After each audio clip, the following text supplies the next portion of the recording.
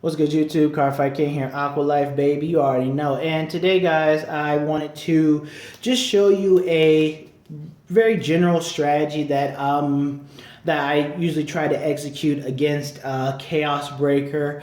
In that matchup that generally helps me in sort of a way to slow down the advantage engine of Chaos Breaker from getting started from the get-go. Now, if you guys follow the Facebook page, which you definitely should, and I'll put it in the description below, I made a little bit of a snippet about that. There is no perfect strategy against Chaos Breaker. Chaos Breaker, is our worst matchup. It perfectly executes the Link Joker mechanic of lock and control, which heavily counters Aqua Force. It is our worst match. I'm sorry about the lighting. If you guys can see, it's just a really bad time of day. Kind of, it's light outside and the glare, blah blah blah. But I just wanted to show you just a quick scenario of what I discovered, what I like to do in this sort of matchup. Just pretty much play that I use as a standard play as a Chaos Breaker player myself, and from what I have seen from Chaos Breaker players around the game in real life, and what I've seen on YouTube, just as a standard play that generally gets executed. So what I have for you guys here is what this setup is like. Chaos Breaker player, let's see, you're at two damage. You've rode in a 3 first because as Chaos Breaker, you don't play the grade 2 game unless you're sitting there, unless you have Mobius Breath with Volt Line, you're sitting there doing the things, because a lot of things with Chaos Breaker, Photon and whatnot, they're on call. And since they're all like on call and whatnot, and your opponent has to have a locked unit, you need to be able to lock stuff. And what does Chaos Breaker do? He locks stuff. So you counterblasted when you drop the card, so you can lock the starter for Aqua Force. And then you use Carbon, who is a free colony maker, to search out the limit break enabler. Since you're not at limit break, you search out the limit break enabler because.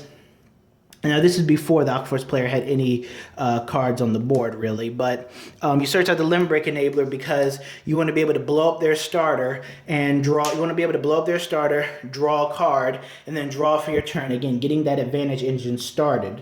Because nobody wants to stay grade stuck against Chaos Breaker, because that's just not something you do. Chaos Breaker is an old school card. He has an ability that works outside of limit break. It's just not something that you want to do.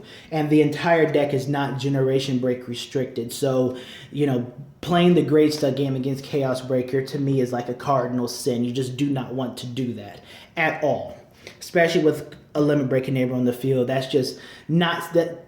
Don't do that. So with doing that, you've already pretty much set yourself up for doing things like that. Now, sometimes they'll have enough, if they can get a colony maker on the board to grab themselves an additional one, or an additional one if it's going to get blown up, depending on the matchup and what they're doing, or a colony maker do something. But if they don't draw into a colony maker, because if they don't draw into, this is just if they don't get a colony maker and get certain things. And a lot of times colony maker will grab like this or something else. So this is just going to be without a colony maker for right now.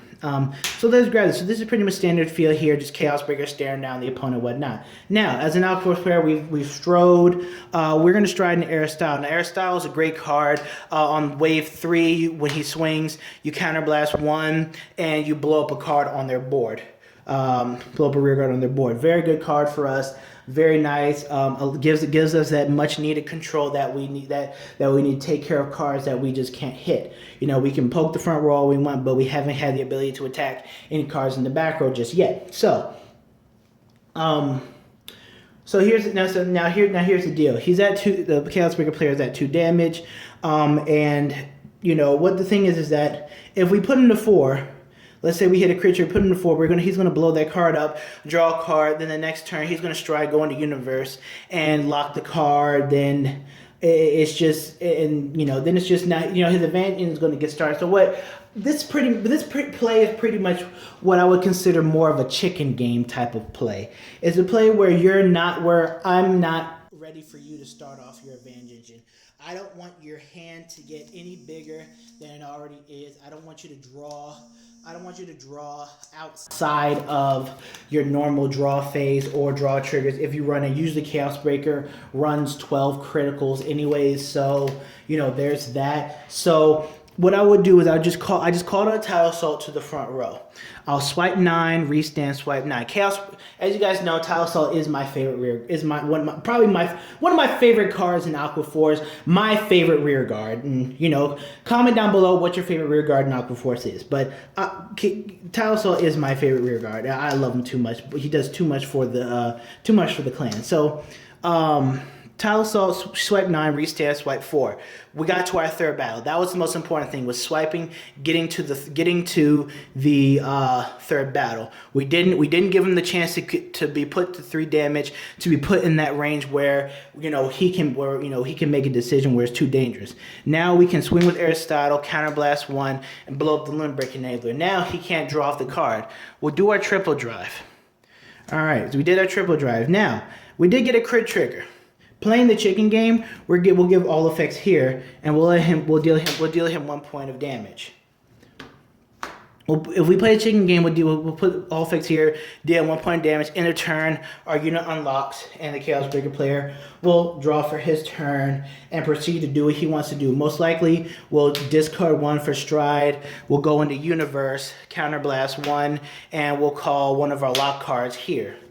And then we'll probably go. He'll probably go like go photon and lock here and proceed, to do other things. And then we can probably after striding play the chicken game. Maybe attack here, kill that, twin drive, pass turn, units unlock if they don't have like a if they don't have this, or if they didn't go colony maker, search out the zinc to unflip, and if they didn't have this to relock anything, our units will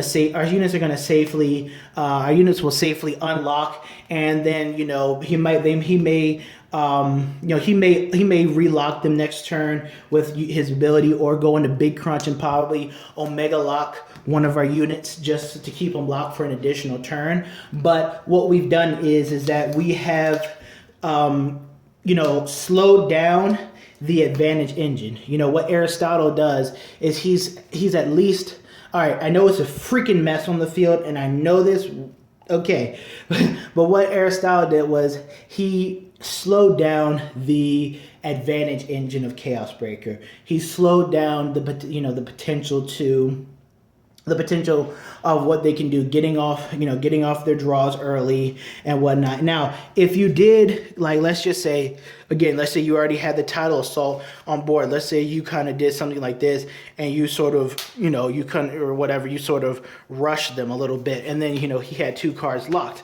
Well, he had 2 cards locked, and then he might have called out, he probably locked locked this and locked this with a title, with a photon and whatnot.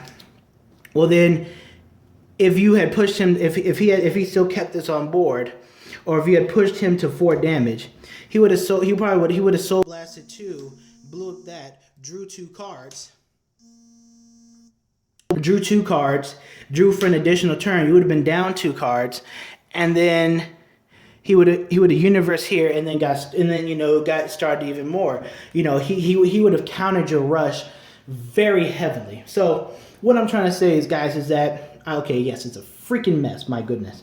What I'm trying to say is that, and I just used blue waves for an example, but what I'm trying to say is that what Aristotle does do is, as a general strategy, is that you can he allows you to play the chicken game with Chaos Breaker, and it allows you to keep blow up what you need, especially early game starting off, and slow down the advantage engine of Chaos Breaker, prevent Chaos Breaker from getting it started early so that you can probably build up a different strategy in your hand, and then going forward execute it. Because again, this is just an opening strategy. It's not always going to work. Chaos Breaker can sack you with triggers. Again, triggers can be applied here. If there's a situation where you hit a crit trigger on your first check, you can take it, and Chaos Breaker might have been at 3 damage because you may have crit him early on. You might make the judgment call, well, I'm gonna stack the trigger on my Vanguard because I might check a trigger within my next 1 or 2 checks because I'm doing a triple drive, and I might put him to 6. That's a judgment call on you as a player. That is a judgment call. So that is up to you whether you want to try and go for the 6 or play the chicken game. But like I said, if they're at 2 damage, this is just my preferred. Play. I would play the chicken game for them, reduce their advantage engine, and think of a way that I can counteract them, especially with blue waves, which are more fragile to Chaos Breaker because there's not as much resisting and things like that. Now if I were playing something like Thavis and Skiros, obviously Skiros will be my targeted ride in the deck, and I would definitely try to establish a front row with him when I stride, and then establish a front row when I stride, and after stride my front row will have resist so that my front row cannot get locked, which would be very good. And another thing is that I do not want to really call out any rear guards against Chaos Breaker. Really call any rear guards against Chaos Breaker because I do not want them getting locked and controlled early on too much. It's really situational dependent. Like I said, it's a very hard matchup, guys. It especially against a smart player who knows what they're doing with the deck. It's a very hard matchup. It's a matchup where you really have to think, take your time, know what you're doing. It's like you're walking on thin ice. And if you misplay again in the matchup, then you're pretty much like, damn, you're pretty much screwed. And another thing with calling out cards too early in the game is that they do run Chaos Bringer. And if they ride Chaos Bringer counterblast 1 and lock something in the back row, well, if they call out a photon and lock something else and they get the limit break enabled on board and they have an open counterblast, that means that then they can then ride Chaos Breaker from their deck, and now you've given them the ability to go to their vengeance. So it's also a way of preventing. It's also a way of them, if they ride Chaos Bringer, to screw them out of being able to do too much when it comes to going into your turn. Obviously, unless you're playing like Gear Chronicles or Blade Master, and you can blow this up or send it back or something like that. But we're talking about Aqua Force here. So that's all I wanted to tell you guys. Sorry, it's a big mess. Just wanted to talk to you guys about my thoughts. Just wanted this little early opening play strategy against Chaos Breaker. I'm gonna have some more talks about Chaos Breaker coming out soon. Hope you guys enjoyed this Cardfight King, and we out. Peace.